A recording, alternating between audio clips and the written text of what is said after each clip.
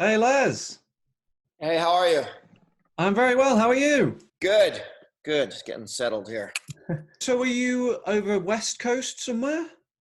Yeah, I'm on the west coast of the United States, Oregon, Southern Oregon. Oh, okay, great. And are you what are you doing over there? Are you working over there? Do you live there now, presumably? Yeah, I live in both Canada and the United States.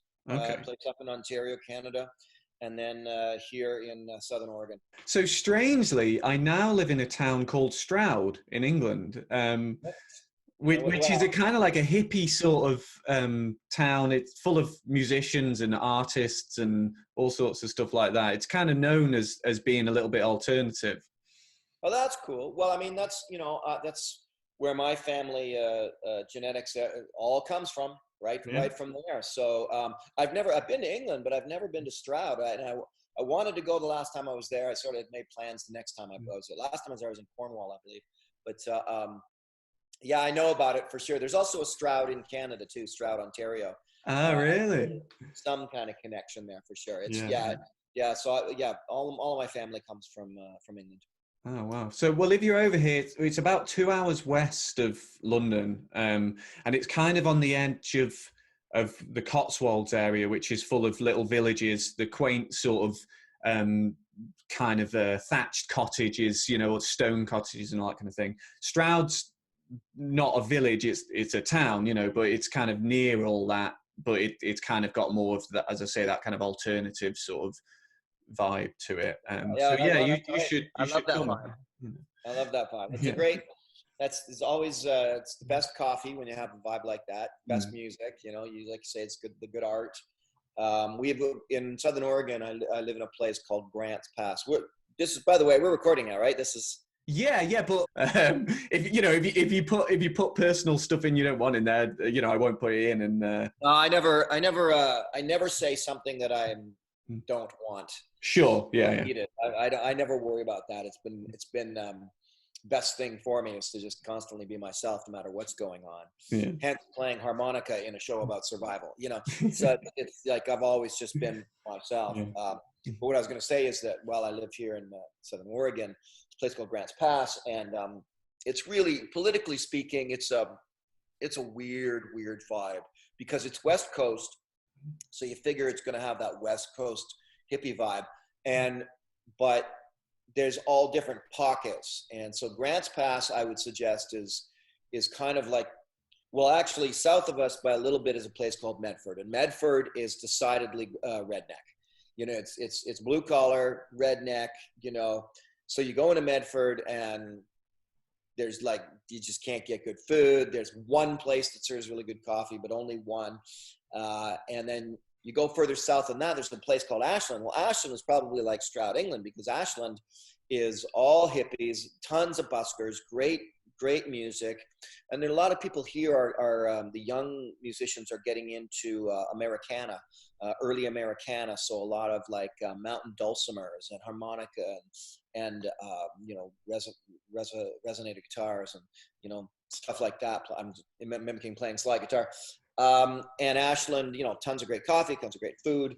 But then I'm north of those two places in Grants Pass. And Grants Pass, for some weird reason, it's a hybrid. So if you go downtown, you've got hardcore rednecks with rifles in the back of their window and Trump bumper stickers on their truck, and sometimes the rebel flag, never mind the American flag. But then right beside them is, the pot trimmer who comes through just to trim the pot grow ops, and and tattooed and dreadlocked. And so Grants Pass is but everybody gets along, which is cool.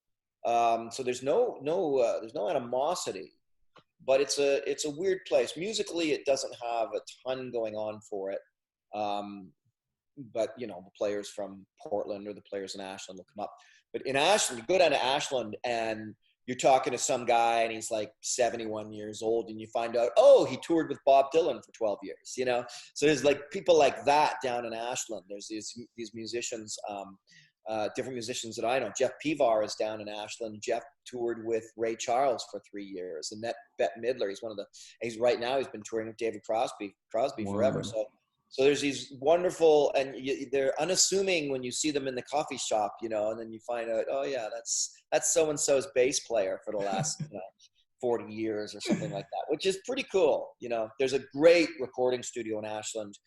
Sylvia Massey, she's famous for engineering Tool and Aerosmith, and her studio is there, and it's just all vintage gear. I mean, Led Zeppelin's soundboard from their 1971 tour is sitting there. Wow. I touched it, you know, and stuff like that. So I've recorded there too, actually.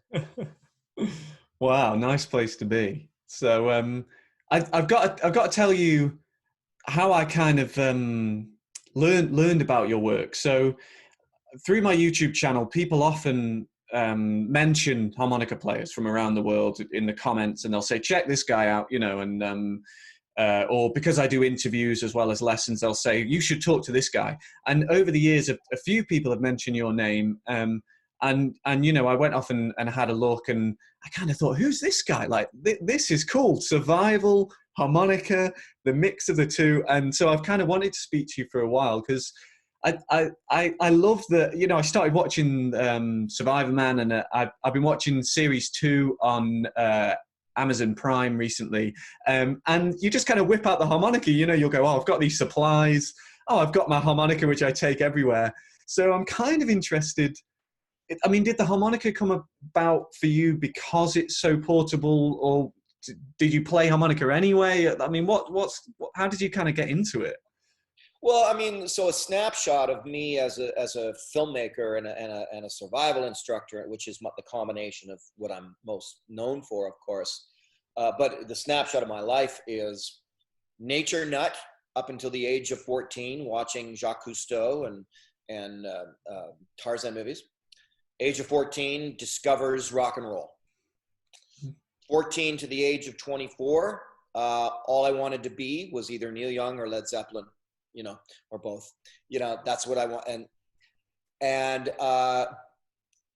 then in the age of 25, disillusioned, although I'd had musical success. So we can start, well, let's go back. I'll expand a little bit on the music side of it. So I went to college for recorded music production. I played in the Toronto scene. That's why I know so much about Toronto music. I played the scene. You know, I played the Gasworks and the Diamond Club and Larry's Hideaway and Lee's Palace. These are all famous, you know, names for Toronto music scene.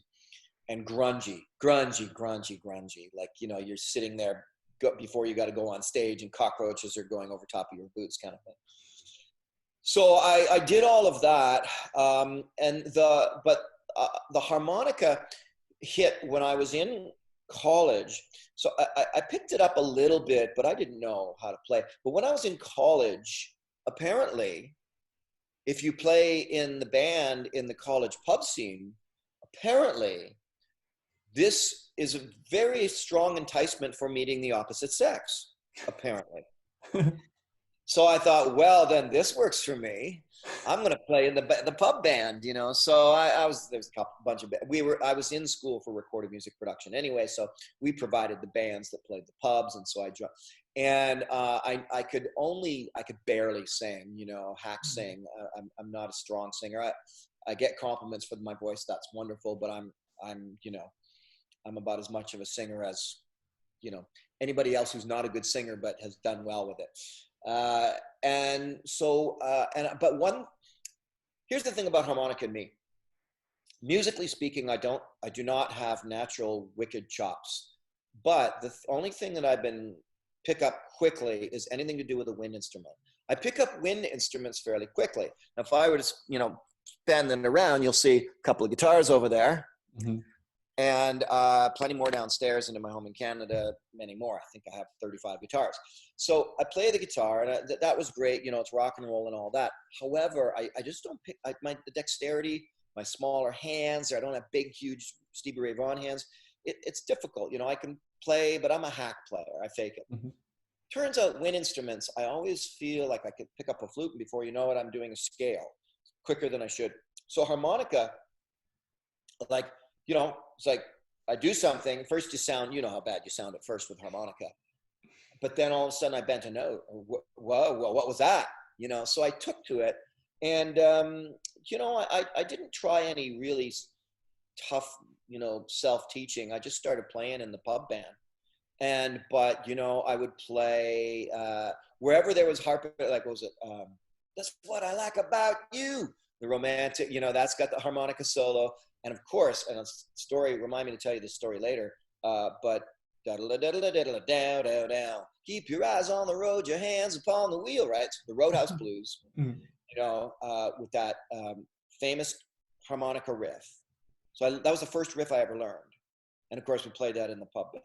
So therein lies sort of my harmonica beginnings. I'm 21 years old. I'm in the pub band. I'm trying to meet girls and playing harmonica. And of course, then I learned very quickly that with a harmonica, at least until you get into amplifiers and microphones, you show up with something in your pocket, and you've got two. If you learn how to switch keys, you're always playing in the fourth position, and got just your C harp, and you hope they play a song in G. And then, that's about it, So that was that. Now, but when I was about 25, I got a little disillusioned. I'd actually done well. I'd recorded. I had a record deal at one point in front of me, did the touring thing. But you know what? I'll stop rambling, and you can ask, where you want to go with this. But I'll stop you right now at my 25th year, where I quit music altogether. And why did I quit music? Because the music of the 80s hit. That's why I quit.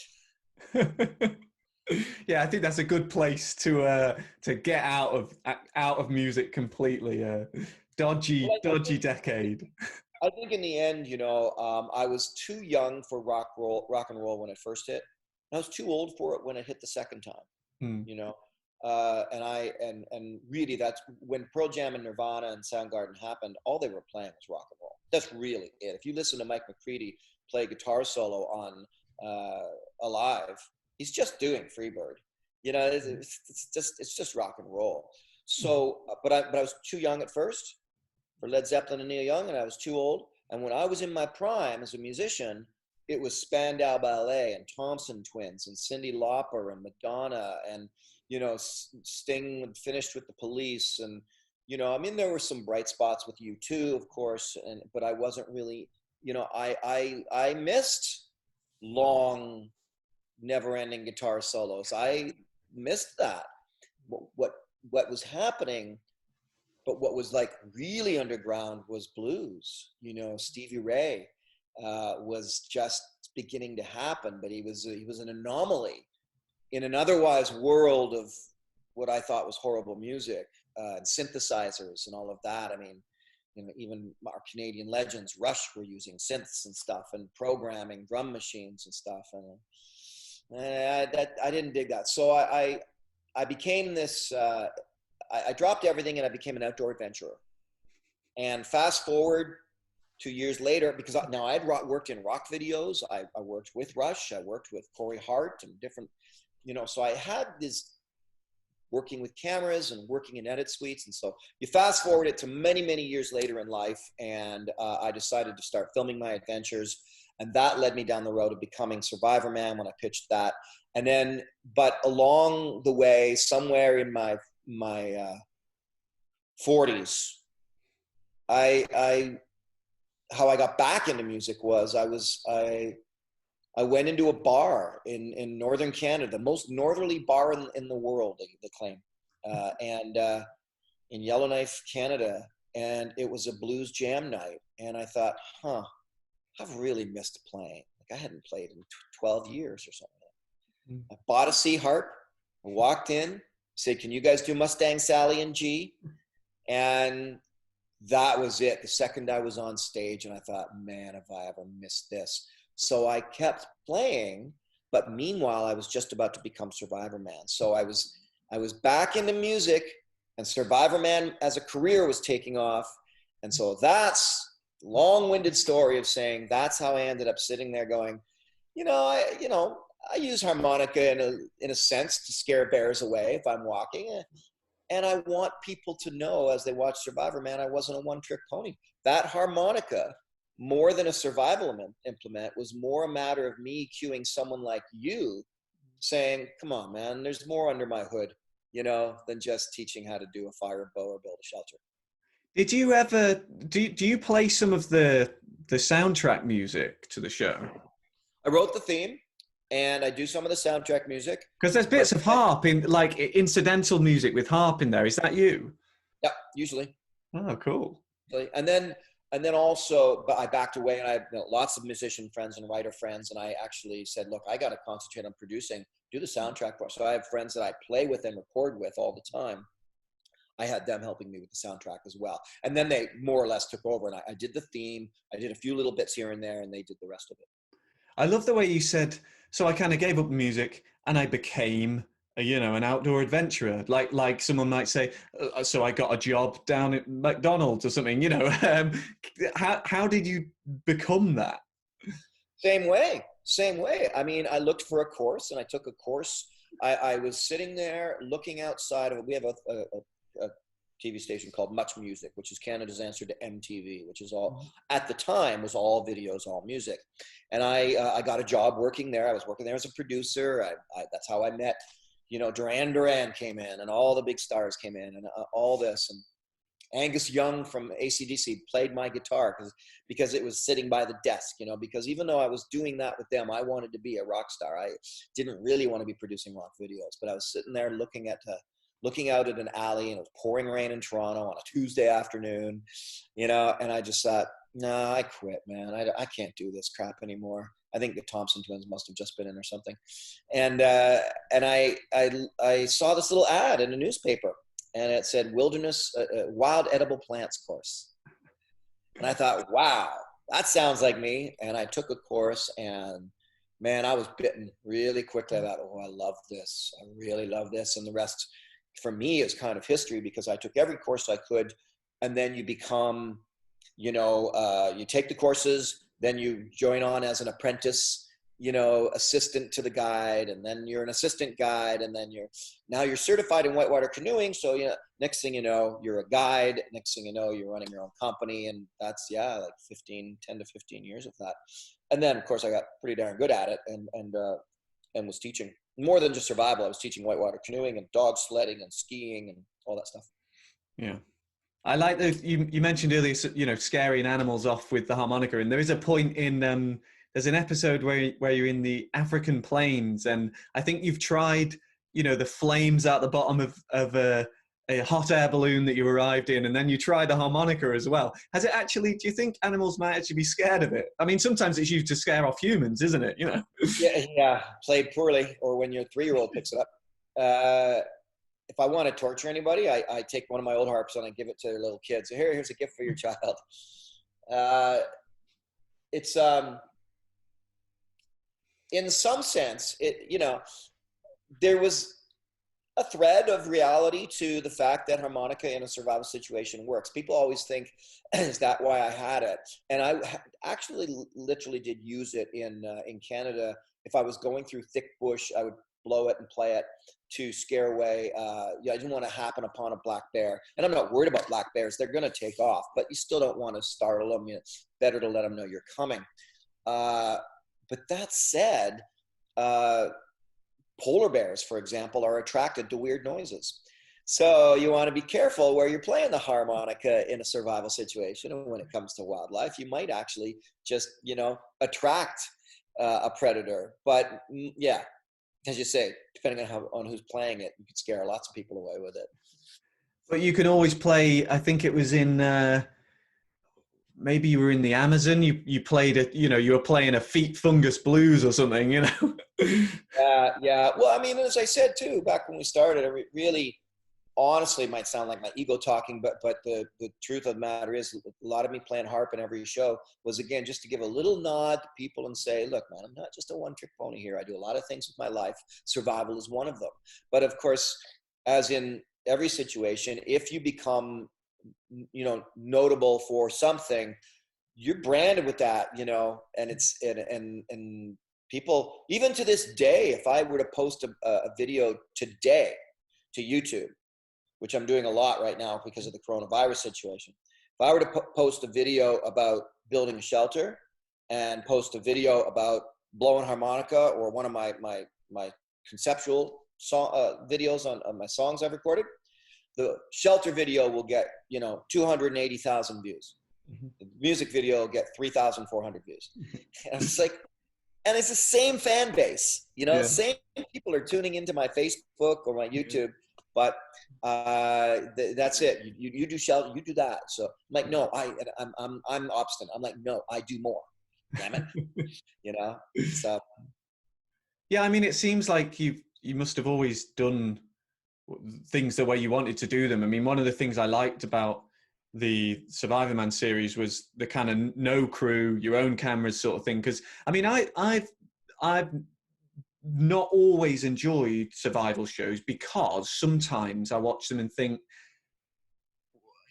that's really unrealistic, or oh, come on, I can tell there's a whole crew there and all that kind of stuff. So I kind of really like that you just went, I'm going to do it my way. Was that kind of part of the idea? Oh yeah, there's two answers to your question. I'll do this the way you ended it first, though. Is man, I've always done everything my way. Not just make me sound like a control freak, although I'm a little bit of that. I like only to the point where not a control freak in the external process of my life. I'm a control freak on myself. I like to do what I like to do, and I like to do things the way I like to do them. So I've always maintained great control in myself as a creator, as an artist, doing the things the way I want to do them. Every time I've ventured in off of that path, it's been the wrong thing for me, both musically and certainly as a filmmaker. I've owned every single thing I've ever done. That makes me a thorn in the side of networks because they can't tell me what to do, and yet I'm a hit. So, and it was like that right from the very beginning when Survivorman took off. You know, uh, I've said this in many interviews. I mean, if you go back and watch the history of it, every single survival program out there owes a debt to Survivorman. Without Survivorman, there was no Man versus Wild, which, the character hails from your neck of the woods. Well, the reality is they asked me to cheat my show many times over the course of a year. And I said, no, I would not cheat my show. So they just brought in Bear Girls and made Man versus Wild and just cheated the heck out of it. And here's the thing. You say, oh, no, they tell you that. No, though. They told you that a year or two later because they got caught. But the truth is, in the beginning, they wanted you to believe that he was alone and he was surviving. And then the whole thing is staged. Dual survival, Naked and Afraid, on and on it goes, staged, staged, staged. Now, there's been some exceptions lately. Shows like Alone, they are really doing that. They're really suffering. But then the producers and the editors completely change it to whatever story they want in the edit suite. So these poor people are really suffering. They really like the skills, but their story doesn't get told. They're just constantly made to look like they're suffering hard, when in some cases they do well, So yeah, the second part of that answer is that my point of the Survivorman series was to, honestly, was to teach. I was teaching. That's what I was doing. I wasn't making a TV show or being a survival guru. I was teaching survival skills. So you want me to pretend something or hype up the drama? No, not going to. Now that, again, I probably could have made a ton more money if I'd gone the other road. But, I'm, as I said in the beginning, I like to be in control of myself, and this was the way to do it. And I'm very proud of that. Yeah. And you've got to be able to sleep at night, haven't you, and feel you're authentic and you're yourself. And that comes back to music again. I think if you go out on stage and do something that isn't based in real feeling, it's very hard. I think people have a sense that it isn't authentic, but also for you, it doesn't feel authentic.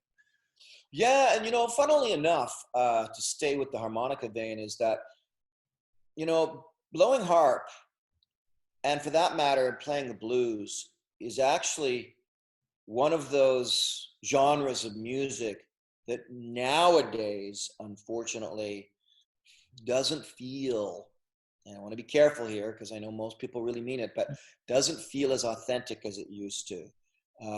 People I think now pick up the blues because it's a cool sound, or the harp.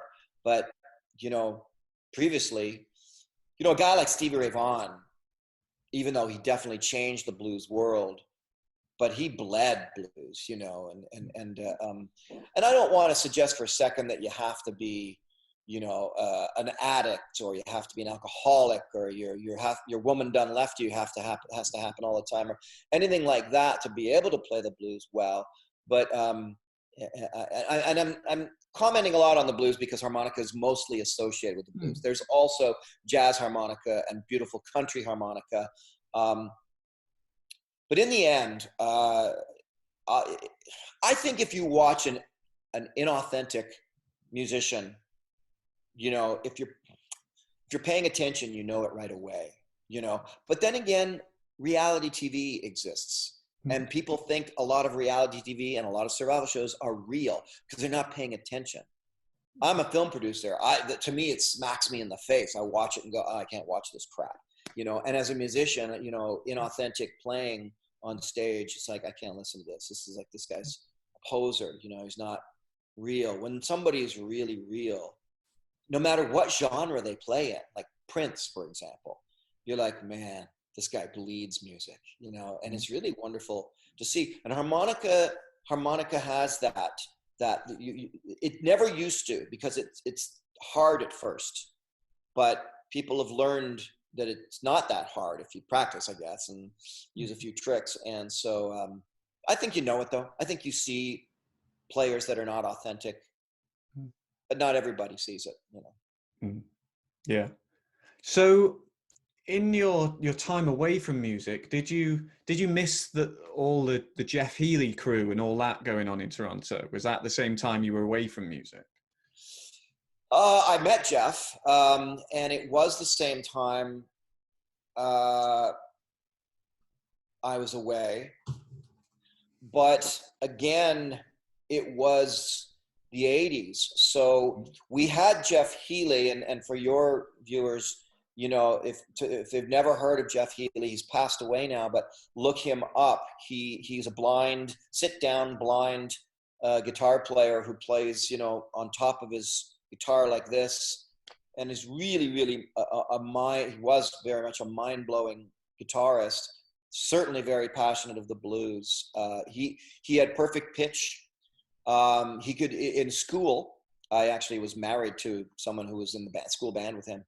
And he could sit at the back row and hear the saxophone player, and say, "You're off. You're on the wrong flat there." So or to the guitar player over there, your B string is flat. He had that kind of savant, kind of ability. So yeah, I was there. That would have been, because Jeff was around just before I quit. So he was around in the early 80s, and I quit around 1985, 86 is when I quit and pulled out completely. And I still knew what was going on, because I had, little bit of my tail between my legs, a little bit of, what am I going to do now syndrome, until I found out Joe Bencho. But to expand upon your question, is to say that years after that, so here's what I missed. Here's a better answer to your question. Here's what I missed. I missed grunge. Completely. People would be, which again, I say is just rock and roll. And if you ask Eddie Vedder or Mike McCready, they'll say, we just playing rock and roll, man. We don't know what grunge was. We were playing rock, Well, I missed all of that. And I remember people saying, have you heard of this new band, Nirvana? I don't want to hear it. Have you seen this new band, Project? Guns N' Roses? I don't know. I was like that. I'm in my canoe, paddling my canoe. And I just escaped it all, because I was a little bitter about music. I really loved the combination of acoustic and rock, and it didn't exist. In 1987, it did not exist. Here's who I missed. I didn't anticipate Melissa Etheridge. And Melissa Etheridge embodied for me what I wanted to do and what I should have done. But I was moping like, I'm too old now. I'm 28, I'm an old geezer, kind of thing, right? I was stupid that way. There's only one thing I regret in life. I had a record deal. I had labels asking me to send my music down. They wanted to play it for Bruce Springsteen. And I walked away from all of that. I will always regret that. But that's what I missed. I missed that scene of Guns N' Roses, Pearl Jam, Soundgarden. I missed all of that. I didn't even know it was going on. I was in a canoe, paddling a canoe. By the way, ironically, later, Slash has played on my album. My producer is Mike Klink, who produced all of the Guns N' Roses albums. I almost had Eddie Vedder on my latest album. So, you know, full circle, right? Comes around. But anyway. So coming full circle, I mean, if you were that down on music and I'm past it, whatever, at 28, what sort of made you think, no, my heart's in it again. I want to play music again? Performance. I love the stage, which is why this age of coronavirus is killing me. And why the fact that it's so difficult for me to put bums in seats because I'm not a known entity musically. I mean, I will say this outright. I am a fantastic show.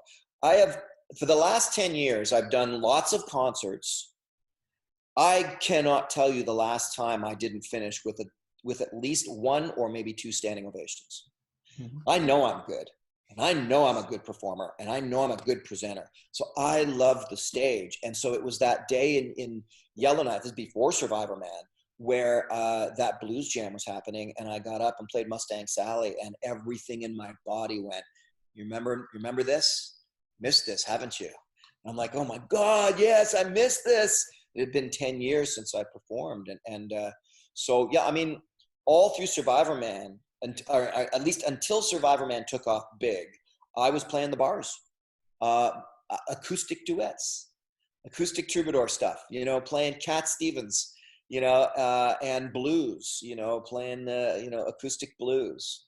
And when I started playing the bars again, that's when I got into harmonica seriously.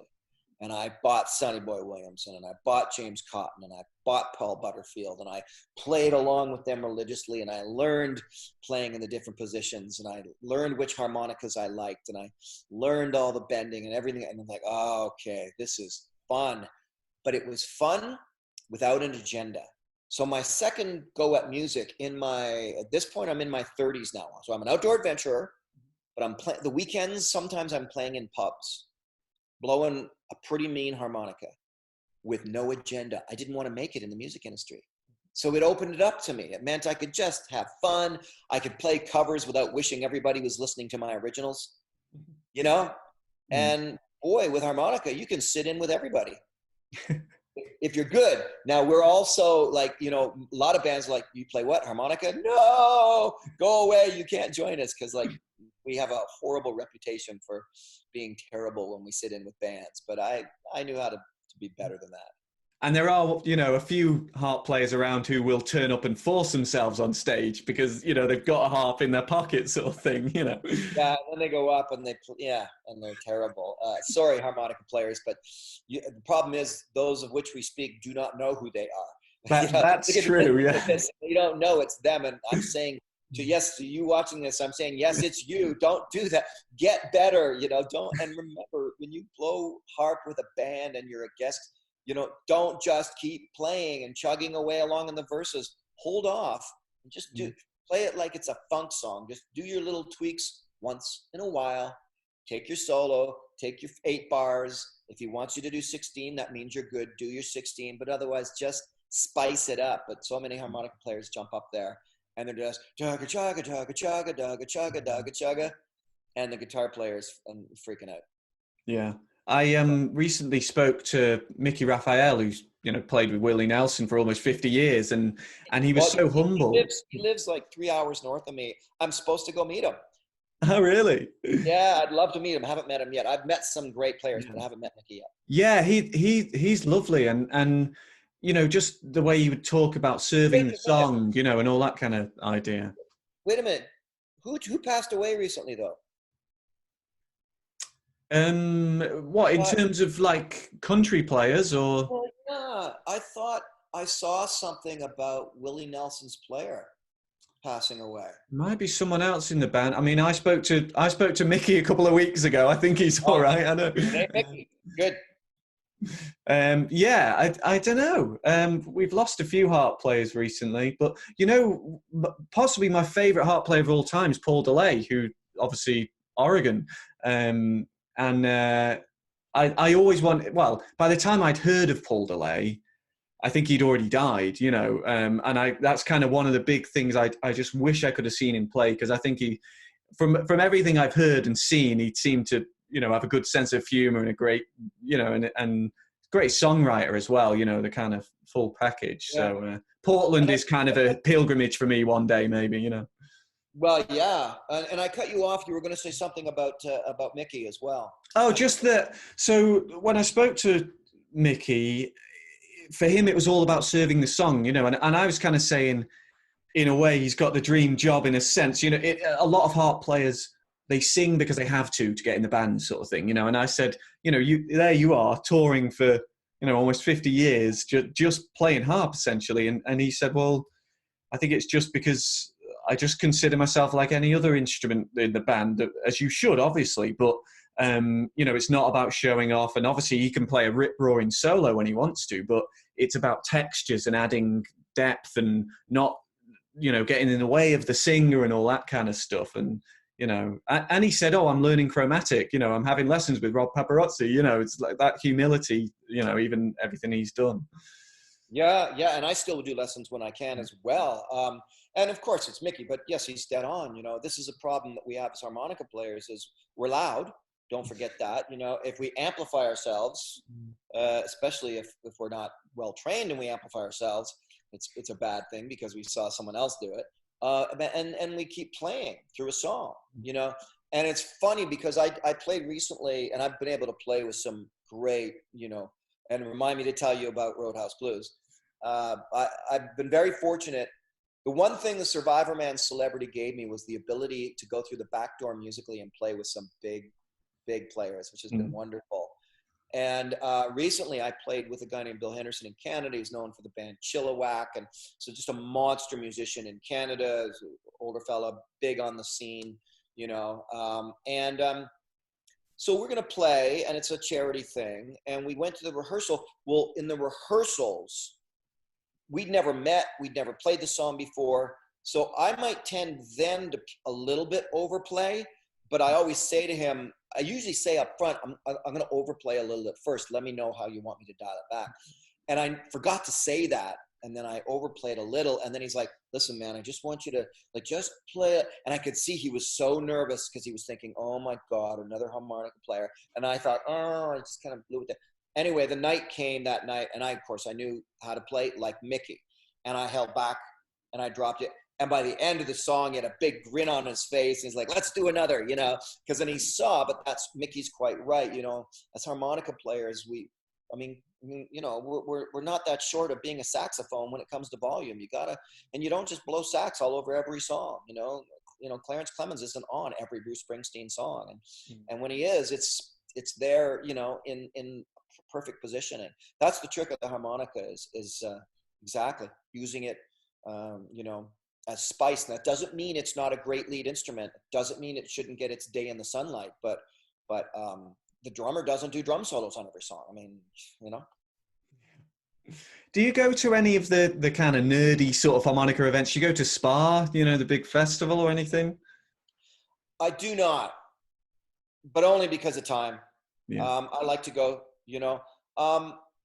It's you know, I've been to a few, but lately, no, not really. No, it's time, man. It's always about time. Even here, you know, it's sometimes, unfortunately, the Survivorman celebrity is a bit of a stigma because I'd like to go to certain clubs here, but you know, Survivorman is well known in the world of, you know, rednecks and wilderness people, and I'm in west coast of, you know, Western Oregon. There's a lot of wilderness people here, so I go into a bar. It's like, hey, aren't you Survivorman? Now I'm signing autographs with Survivorman, and I just want to go jam with the band, you know. So I have to kind of go incognito. Now I look pretentious. You know, if I go incognito into a bar, hey man, I'm a harmonica player and I got sunglasses on. It's like, yeah. It's a dead killer. So I don't get a lot of time, but I would if I could. Yeah. I mean, I always feel jealous speaking to people in the US because, so especially blues guys, you know, all the top names are over there. I mean, you mentioned, you said you've met quite a few, and you hope, you know, meaning to meet up with Mickey Raphael at some point. Do you have much to do with many other harp players? Are you in touch with many? Jason Ricci. Mm-hmm. Now he knows of me, and we've met and we've talked.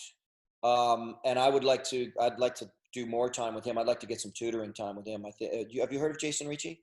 Yeah, I've met Jason. Yeah. Yeah, strange character. There are some strange character harmonica players. I mean, Jason is one. Jerome Godbout in Toronto was another.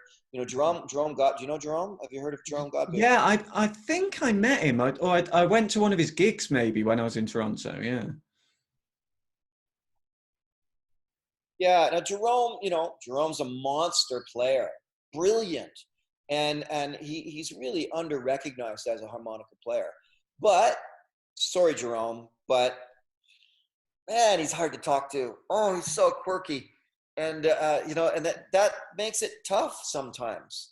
I remember going up to talk to him when I was at the foot of the stage. Hey, and I'm asking him about his amp, and 3 minutes into it, I'm like, oh, yeah, okay, I got to go now.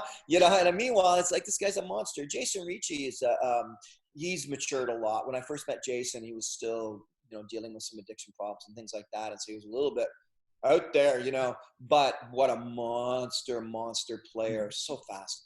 I have played with John Popper, and in fact, we got into a duel on stage. Yeah, I know. Wow. I mean, it wasn't a duel. It was me pretending to try to keep up with John Popper was what it was.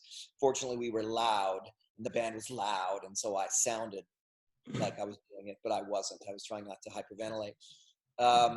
And John Popper, I did get to play with backstage and talk with, and I'm still good friends with his wife. Probably, the main hero of mine. This is the guy that I hate to say it this way, but when I heard him play, I thought I can do that. I can play like that. And I still tangenting right now, and I haven't said the name yet, but I will say I believe that this man doesn't actually play all that much blues. I believe he was playing funk, and that's what I love best about the genre of what to play in with harmonica is funk music. I want my harp. If I could just be with a funk band and play harp, that's heaven to me. The type of the cadence, the way you form, the way you play your notes. I love that. Anyway, James Cotton is who it was. Oh, wow. So I got to sit backstage and jam with James Cotton. We both had harmonicas, and as I said, I'm friends with his wife, and I was to play at his memorial, which did not happen. I don't think it's going to happen at all now. It's been a couple of years now, but I was going to be playing at that, and I opened for him with his band, with Steve Miller sitting in the audience. Wow. Famous for having Norton Buffalo, because James Cotton used to play with Steve Miller, and Norton Buffalo then played with Steve Miller, and Norton passed away. I think that's who it is. So I was remembering about passing away. Norton Buffalo passed away a while ago. So I got to meet James Cotton, Charlie Musselwhite. That was in brief, again, kind of like Jason Ricci, just meeting, talking harp, that sort of thing, asking questions about his amplifier or whatever. But yeah, there's some, and a lot of younger players have surpassed me for sure. There was a while where I was in the pocket. Like I was really in the pocket, and I've fallen back from it. My strength in playing was in this sounds like a no-brainer, but lung ability. So what I used to do to train, I still jog, but I would jog 10 kilometers, and I would strap a harmonica to my face with a strap hook, and I would jog, and while I would jog, I would go, and by the time I got, I'm on stage now with a blues band playing, and I would make a point of saying, how long can I hold a trill? How long can I hold this trill? And I, you'll hear someone hold, like Paul Butterfield. I know at one point Robbie Roberts said, Paul Butterfield, he's doing circular breathing while he's playing along with Muddy Waters doing I'm a Man. He's not actually. I think Robbie was wrong about that. But I thought I want to be able to hold a note longer than anybody. And I worked at that. Yeah. So tell me, you got to tell me about Roadhouse Blues. So I was Roadhouse Blues, first riff I ever learned, and first riff a lot of people ever learn. Really, it's not that hard to learn. And Do you recall who played the riff? I always lose his name, man. Dun, dun, dun. He was like a hippie, 70s, late 60s hippie, known for his harmonica playing. Um, Darn it. People listening to this right now are screaming out his name because I he is. know. I'm the same as you. It's one of those names that always, you know. Yeah. People can Google it. Anyway, I knew the riff, and I had the chance to play with Alice Cooper. So I went out and I did this charity, and I got to play with Alice Cooper. And in the process of that, by the way, I played with Tommy Shaw from Styx and Stephen Stills, who was an ass, and Chicago, met Al Demiola. It was great, 2 years later, I get a phone call from Alice's people, and they said, "Hey, listen, this year Alice is having Robbie Krieger there to play with them, and Alice is going to sing with Robbie Krieger, and they're going to do Roadhouse Blues. They were wondering if you wouldn't mind coming and playing the harmonica part."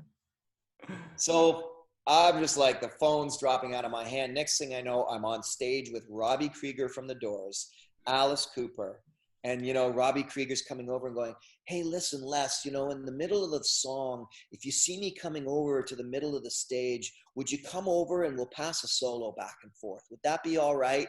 And I'm just like, got the harmonica in my hand. I'm like, "Yeah, okay, Robbie Krieger, sure, I'll do a solo with you." I'm just like, oh my God. And to further the story, the addendum to the story is I show up at sound check, and we go up, and they did not tell me, but the band had all detuned a half step. And I'm like, "You've got to be kidding me. Oh no. My half harps are back in Canada." I'm like, "Oh," and long story short, I ran across, a guy drove me across town in a lightning speed to meet up with an old time blues player in Phoenix, Arizona, who happened to have an A flat. And he gave me an A flat, and it was a Marine band, which I hate playing because the wood hurts my tongue. Story about that too. And whipped back. I literally got dropped off, ran in backstage, ran down the corridor, was running through the corridor, and I could hear dun dun dun dun dun dun dun dun dun dun dun. I'm like, "No!" And I'm running, and I run up on the stage, and my microphone is on the stage, set and ready. There's Robbie Krieger, Alice Cooper, and me. And I run up, and I go to the microphone right on cue. And they start playing. Alice looks over going, "Oh, phew," and I played the song. I got to play, and I jammed with Robbie Krieger. So that's yeah. I mean, it was that better than playing with James Cotton? Playing with James was heartfelt. I mean, I was, it was his 80th birthday.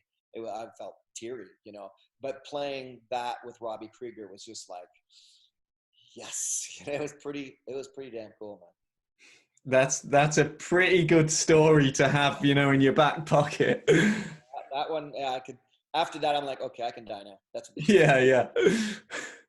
So, I mean, with everything you've done, maybe we should finish with looking to the future a little bit. What are you hoping to do musically? I mean, are you making music from home at the minute? And what are your plans if the world goes back to normal a little bit?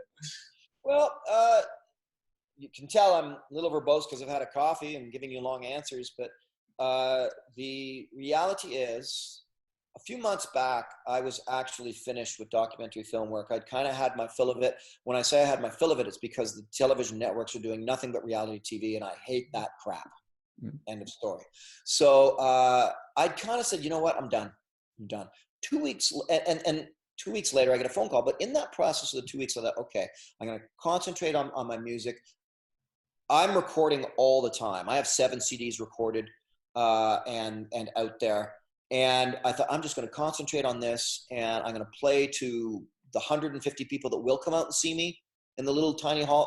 I'll go do that. I'll get back into my acoustic blues a lot more on my harmonica. And then 2 weeks later, I got a call from public television, PBS, American Public Television, and saying, "Listen, man, why isn't your film work on public TV. I said, I don't know, why isn't it? You know, and next thing I know, I'm now producing a brand new series called Wild Harvesting, and a special called Surviving Disasters.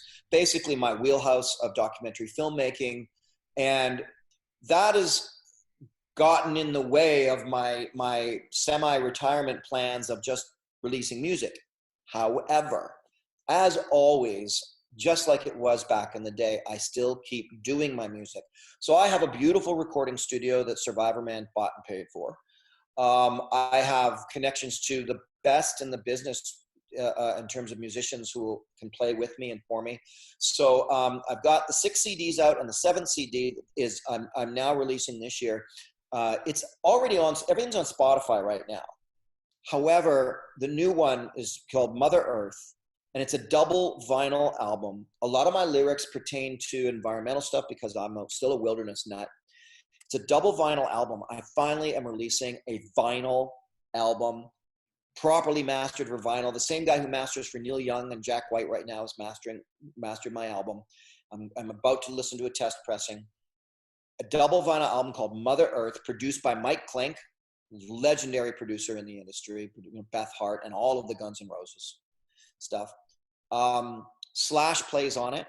Steve Vai plays on it. Mindy Bear, saxophonist, plays on it. I blow harp. My harp playing, it's really unfortunate that I let Hendrix of Harmonica be on my website. It's really kind of embarrassing because I'm not. More what it's in reference to is, we haven't talked a lot about the technique and stuff like that, but I can sit in and play the blues standards techniques. I can do that, and fairly efficiently, authentically, because I played them a lot. I can fake a good Mickey, a good country sweet harp. I've been able to play. I play with Randy Houser once in a while here. I wish I could do chromatic. I wish I could do better jazz, but can't even fake that.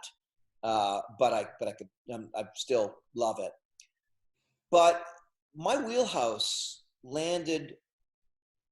I like the school of Jason Ricci. I like the school of John Popper. I like using effects. I don't find it.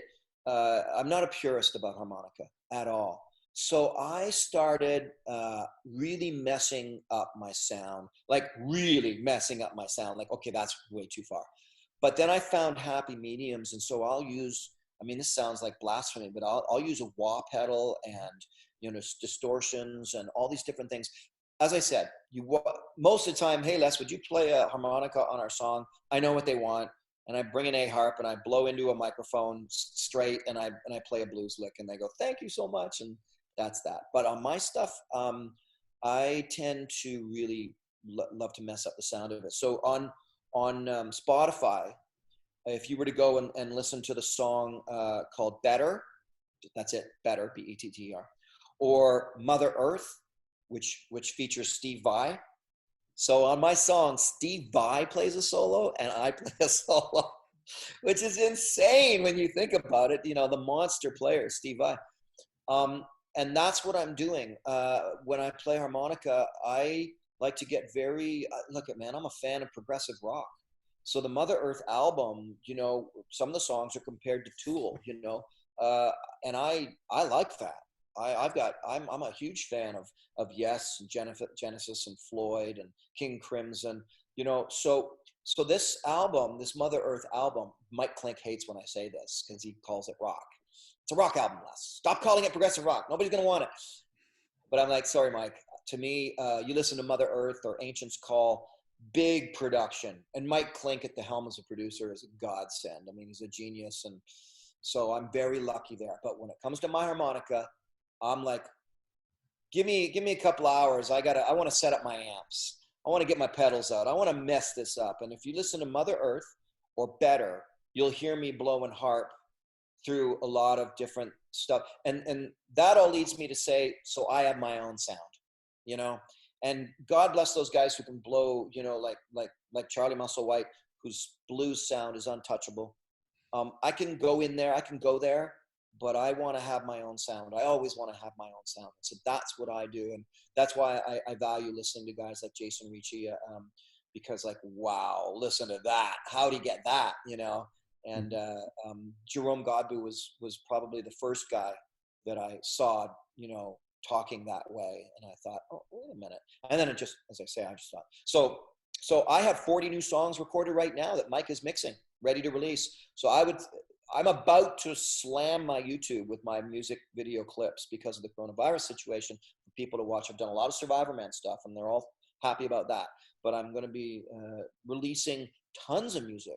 I would suggest that my retirement career, I'll be 70 years old or 64 or something, and I'll put on the old hat and I'll put on the sunglasses, and I'm just going to blow harp, find myself a really good slide guitar player who likes the traditional, and it'll be authentic for me because I'll be old and you know, and keep playing. I mean, you know, Elton John once said, you know, he's never going to stop playing. I know he's got the whole thing with his kids now and he's got goodbye tour and all that sort of stuff. But he often before said, you know, he's going to be 85 playing in the pub somewhere. Well, that's going to be me. I hope to live a good long life, and I hope to be playing music, all of it. Well, I will. I love the sound of Mother Earth, so I'll put some links beneath the video. I'll put some links to your YouTube channel as well, so people can check out the videos, which are probably by the time this goes out, you will be putting it all out there on YouTube, so they can go straight over and check all that out. And well, I think if they that want to hear Steve Vai play a epic, classic Steve Vai guitar solo, he does so on my song. And that next solo, that harmonica that comes in, that's me. And yeah, that's a good statement of how I like to play, for sure. Well, I'm very jealous. I mean, like you say, buddy, Steve Vai, you can't get much bigger than that. Oh, understand. Look at, man, I'm saying this with the utmost of, I am in awe of who I've been allowed to meet because of this silly career as a documentary filmmaker. I happen to have my face on the camera, even though I'm the filmmaker. And that celebrity has enabled me to meet my heroes. And when I'm there meeting, believe me, I'm trying to be as humble as I can here because it's not lost on me. Not at all. I'm sitting there with Alice Cooper the whole time. I'm like, holy shit.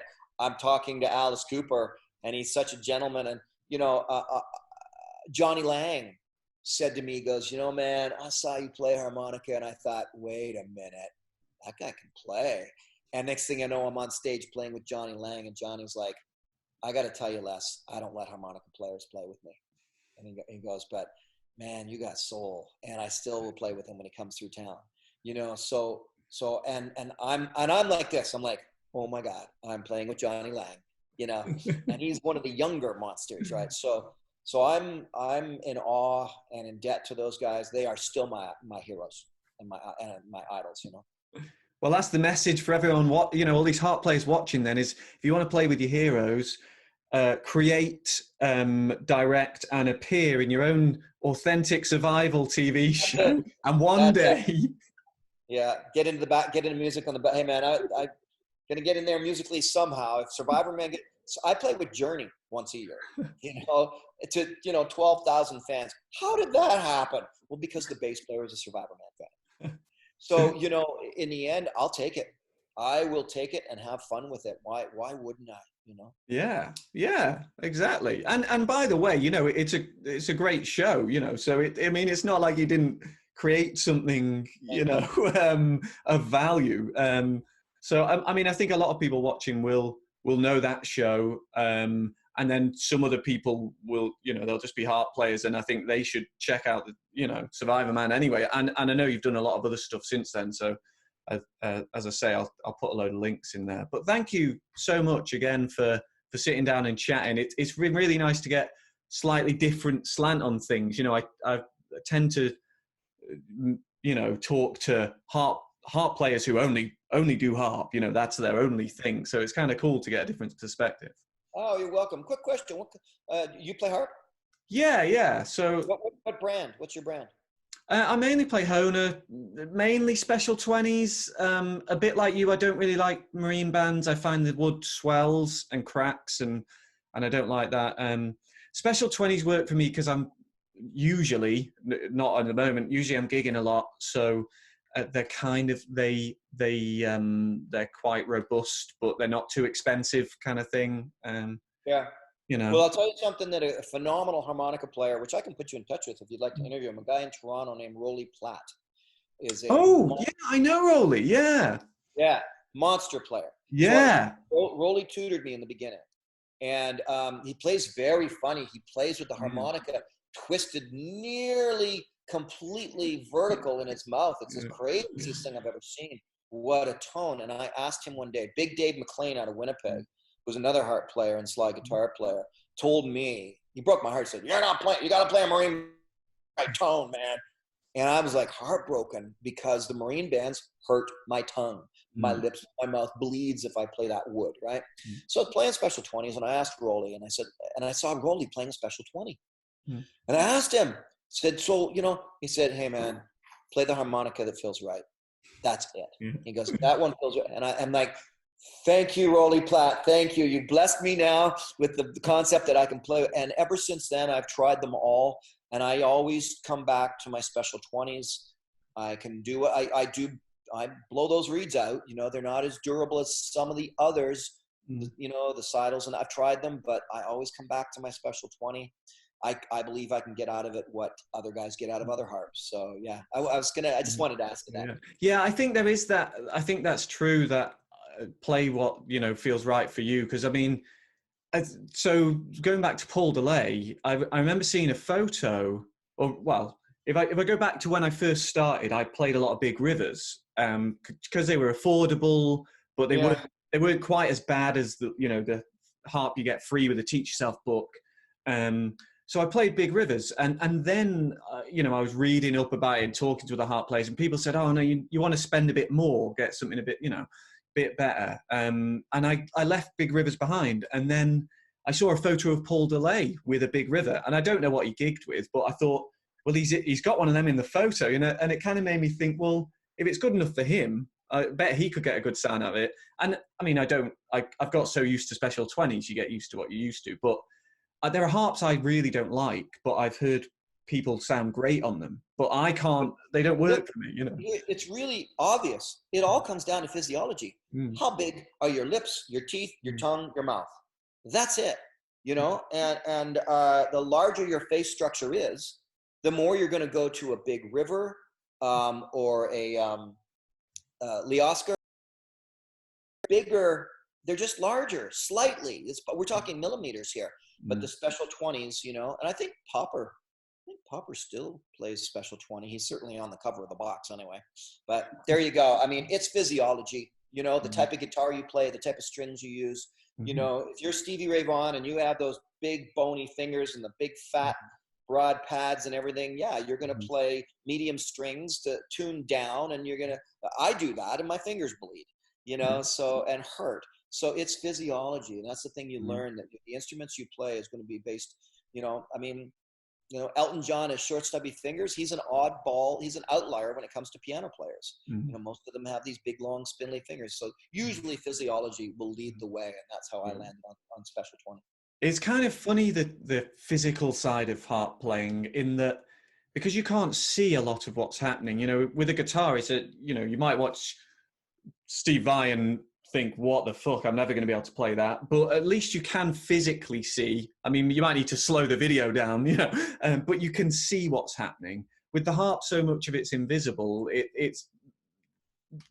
There's been a mystique around it, and more recently with YouTube and all that. I mean, I spend my time trying to give all the information away on YouTube, but it's kind of, it's very personal and hidden, and sometimes I almost just, when people ask questions, I almost just want to say, well, you're just going to have to sit with the instrument and work it out, you know, almost. Yeah, and you know, you know, thank goodness I, a long time ago, bought a how-to harmonica DVD by Norton Buffalo.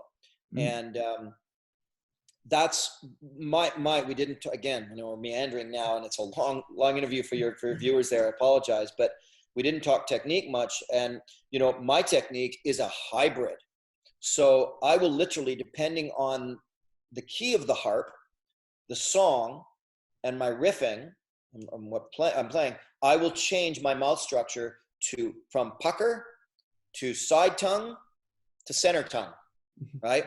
And I do that because of Norton Buffalo, because Norton Buffalo curls his tongue, so he's center tongue. And I found that I can be really fast when I curl my tongue into that center tongue profile. I rarely use side tonguing now. That's sort of how I more got started. But once in a while, actually, I'll use it if I'm getting tired. I can resort to that. And pucker, I get tired with pucker playing. But when I go to the upper register, I'm much better pucker playing to get those squealy high notes. But when I go, and if I'm riffing fast, it's the center tongue. If I'm bending long, it's more pucker. So you learn that, right? You learn that there's these different techniques, and different players with different sized mouths, lips, teeth, and tongue play all these different ways. Well, what's the right way to play? There is no right way to play. What does your mouth and your harmonica demand of you? If you bend, you do that draw and you do that bend, and it's easiest by puckering, you're a pucker player. But as I said, I actually switch depending on which reads I'm on. I can now switch really quickly. So that's actually really interesting, because quite a lot of people switch between pucker and a tongue block, but the U block, the center one you're talking about, I've met plenty of people who use that U block, and especially with traditional folk music, Irish and Scottish stuff. But I don't think I've ever spoken to someone who's specifically said they use all three. And I'm sure they're out there, but I don't think I've ever spoken to someone who does. So that is really interesting. Well, as I said, it depends on the song I'm playing, like the sound I want, which harp, and where I am on the reeds. And after a while, it's like it's like being a switch hitter. You can just switch. You become good at switching between the three. And I like that, and I'm really thankful to Norton Buffalo and that silly DVD, because that. I thought, how is he getting that? And I can't, I want to be able to play this faster, and I want to hit the notes with more precision. And the center tongue block is the thing that enabled me to do that. I don't know how Popper plays. I don't even know how Ricci plays. I suppose if I watch some videos, it's out there, but boy, they're fast. It's a lot of fast. Oh, yeah. There's fast gunslingers out there these days. They left me in the dust. Yeah, I mean, it's crazy. And in terms of the expansion of the instrument from a humble blues harp diatonic instrument to being chromaticized, Howard Levy and obviously Jason Ritchie and others. And Howard Levy now teaches online. He's got his online school. So there's little Howard Levys all around the world doing crazy stuff, playing bebop, on a little toy instrument. I shouldn't say that. People will be clicking the thumbs down. Well, and I also people should check out. As I was tutored by Carlos De Junco. Oh, really? Wow, yeah. Who is kind of a student of Howard. Carlos is a monster, but so technically brilliant. And a clean, nice white guy. He's just like the studious sort of guy, and so. I like a lot of sweat in my music. I still like that. So that's why I just didn't go down that road. Overblowing, I can't overblow. I played with it a little bit, but I can't overblow. And I honestly don't want to put the effort into learning it. I love Carlos and his music though, because sometimes I find with the really heavy overblow stuff, I feel that some of the energy and the emotion of the instrument is lost because they've had to set up their instrument so fine-tuned to get all the notes. And there are plenty of people, especially now, every year they're making the instruments better. People are doing it well. But I find with Carlos, it's got that beautiful mix between chromaticism and jazziness, and then real emotion and the not letting the instrument move so far away from what it's good at. I think he really gets a good balance. Yeah, his stuff is, he's a musician's musician, which is why in many ways he hasn't made it huge. Like, I wish he was. To me, he should be, I don't know, he should be the touring with somebody is a major, you know, a major part of the band kind of thing, focal point of the band. And he's not, but he's very, very sweet, humble man. But yeah, his music is also musicians' music. I think the guitar player's name, I think it's Tim Bright, monster player, but hard to listen to all night long because he's like, how is he even doing that? You know, these guys are just brilliant. Howard Levy, of course, these guys are untouchable. You know, sometimes I just like to sit and listen to them. Fortunately, I'm a musician, so I can appreciate them. Sit in awe and listen. Listen, man, I'm going to let you go because I got to get on to, I suppose I should be responsible to my career now and do some work. Yeah, get something done. And you know what, I will say, just as you were saying, for me, it's been a joy to be able to talk about harmonica and to be able to talk music because generally speaking, you know, I don't do interviews about Survivorman anymore, let me put it that way. So this was a joy. Oh, well, I really appreciate you know, doing it. And yeah, as I say, it's been really interesting. And I wish you the best of luck with, well, music and all the TV stuff if you're getting back into that. And stay safe. Thank you. You too as well. And yeah, have a listen to the new stuff and hopefully we'll talk again. I will. I look forward to listening to it. It sounds really interesting. I like the fact there's that environmental stuff in there as well. I'm definitely going to go and have a listen now. For Mother Earth, it's a 10-minute song. Settle in. I will do. As always, you're a musician, so you know, use good headphones. Yeah. Don't you hate it when someone listens to your song on their laptop and you're like, tinny. So, horrible. Turn it off. At least, for God's sake, use a Bluetooth speaker. And you sat in this studio listening to every little minute detail going, oh, do we need to, you know, and then. Yeah. You don't listen to Steve Vai on a laptop speaker. You can't do that. It's definitely wrong. All right, my friend. Talk soon. Cheers, Les. Take care. Bye.